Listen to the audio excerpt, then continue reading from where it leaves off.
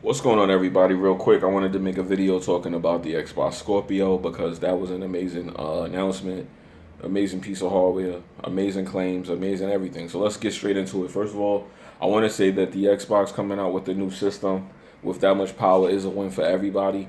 I did want to always see Xbox make the console that could do what we needed it to do, and that's pretty much what they said in the video. But however, there was some other stuff being made, and pardon me, I have a cold. But there was some other stuff being said that I don't know about, but we'll get into it. For those of you who don't know, to my understanding, the new consoles are being made because they need to support VR, and VR needs a lot more power than your standard game would need because in order for you to see things in that realm, it's pretty much like you need to be able to support 120 frames. The target goal for these consoles is 90 frames per second, which is not really a surprise, but you still probably would like it to support more, just so that everything is smooth with the process of using the VR. So with that being said, let's talk about the claims that the Xbox Scorpio made and the fact that it is actually another console. First of all, the Xbox Slim was announced, and technically, the way that they're throwing around the 4K claims, the Xbox Slim is a 4K console. So it's real easy to say things are 4K capable, but it's another for the performance to be what it needs to be because 4K has been kicking everybody's ass as far as performance goes, especially even on PC. A lot of people with two cards are still not able to get the ultimate max ultra high def settings. They're getting very close, but they're still not quite there. One single card is not going to even do that. So I don't know. But at the end of the day, the NVIDIA 1080 is capable of pretty much doing that, but that's a $600 card by itself. So the Xbox Scorpio, I can't wait to see the price tag on that.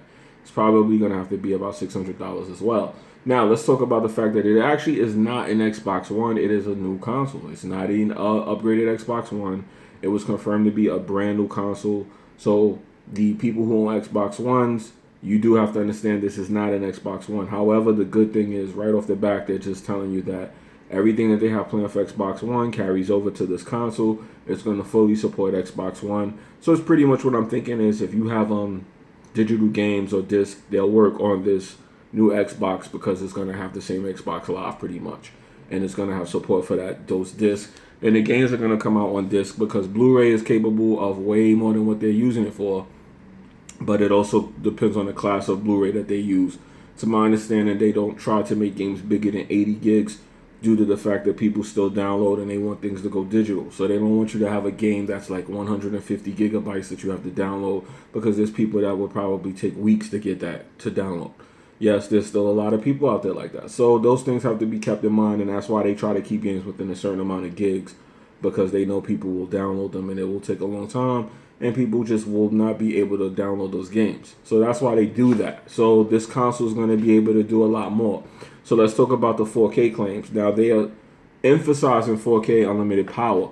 Now, I find that to be a little bit odd because a lot of people know that the Xbox has a graphics card in it, but what a lot of people don't understand is that it's not actually a graphics card in that processor.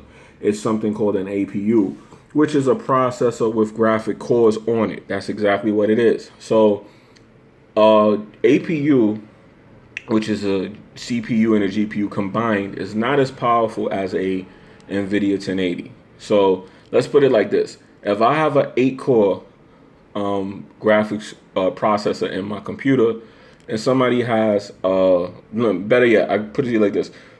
If the Xbox is 6 teraflops and the new NVIDIA 1080 is 10 teraflops, because I believe it's actually 9. If I'm mistaken, I think it's 9. There's no way, even if it was 6, that it will perform the same simply because it's an APU, which is a CPU, versus a dedicated graphics card. So even though it's powerful like that, it's not powerful enough for them to say that it can max 4K. There's still graphics cards out there that cost as much as an Xbox One that can't do that. So I don't understand why they're going hard like that. So we'll have to wait and see. I'm hoping that it's not going to be a situation where the games are 4K but they're performing poorly because a lot of PCs are performing poorly, very poorly on 4K currently. And I'm talking about expensive PCs. So how much will this console cost? So there's a lot of things to worry about here. I'm happy though because simply put, the Xbox is going to be way more powerful. We're going to leave the 1080. That's something that's great. A lot of people who have 4K TVs can actually use them now. A lot of people have integrated, so it's time for these upgrades. And PC is now going to get better games because they don't have to be held back by these consoles as much. So it's looking good all around. PlayStation, of course, avoided showing the Neo, and it's already in production, so there's no way they could just cancel the Neo and then redo it. But this is Sony. I wouldn't be surprised if somehow they came out with a console that was just as powerful. So I don't know. It seems like It seems like a lot of people just really look at Sony and don't realize that Sony didn't show that for a reason. Now, a lot of people are going to say they didn't show it because they didn't have any games available for it. But, based off the information of it just being Neo mode games, all they can really do is kind of patch that kind of stuff, because when you've developed something like that, you develop it for a higher setting and then you lower it down to meet the specifications of that hardware. So I'm not saying it's easy or that I know exactly what the process is, but I'm pretty sure that they could have put something together for E3. The fact that they didn't makes me wonder if Sony's going to pull a fast one and come out with PS4 Scorpio. So, definitely Sony's going to be having to drop a PS5. And that's going to be pretty interesting. Xbox has definitely just came out and put a foot on Sony's neck with the hardware. And we have to see what's going to happen, man. I already see rumors of the PS4 bundles coming with the VR for $500. I kind of highly doubt that. I am on a waiting list for that type of specific situation, because I know that if they bundle the console with the VR, there's going to be some kind of deal that they give you for that. So that's probably what I'm going to be looking to go for and trade in my old stuff, because I ain't spending no money on this shit. Y'all know that. So, yeah. So that's what it is, man. So at the end of the day, the Xbox One is not the Xbox Scorpio, and the Xbox Scorpio is not the Xbox One. The Xbox Scorpio is going to be 6 times more powerful than the Xbox One. And the claims of 4K. And I like how in the video, when they did the presentation, they said the Xbox One is going to be 4K. And then they talked about they wanted games to be 60 frames per second, but they wouldn't connect the two. So I kind of put two and two together. I'm like, okay, at least they didn't try to connect the two, even though that's going to mislead some people. I'll believe it when I see it, though. 4K at 60 hertz, because even PCs can't do it. So I don't believe that it's going to be able to do that. Now, are we going to get 4K at 30 hertz? That's actually possible on Xbox One right now. So I'm not really digging the 4K claims, because they're going to play with that, and then that's going to be a thing where they're going to be back in that 4K bad performance. Just give people good games.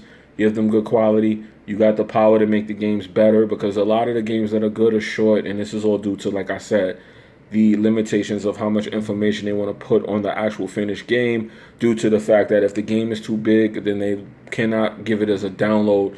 They usually tend to keep all their downloads around 50 gigs. And the reason for that is what I just said.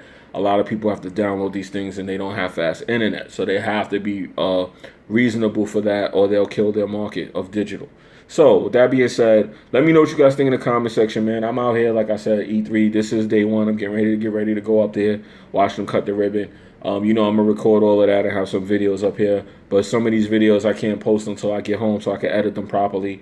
I will be interviewing some of these people at E3 just to see what products they have to bring to you guys, because it's what I came here for. I came here to see what they got to show us. And let me know what you guys think in the comment section. I'm out of here. Later, man. Peace. Y'all be good and y'all be blessed. Later.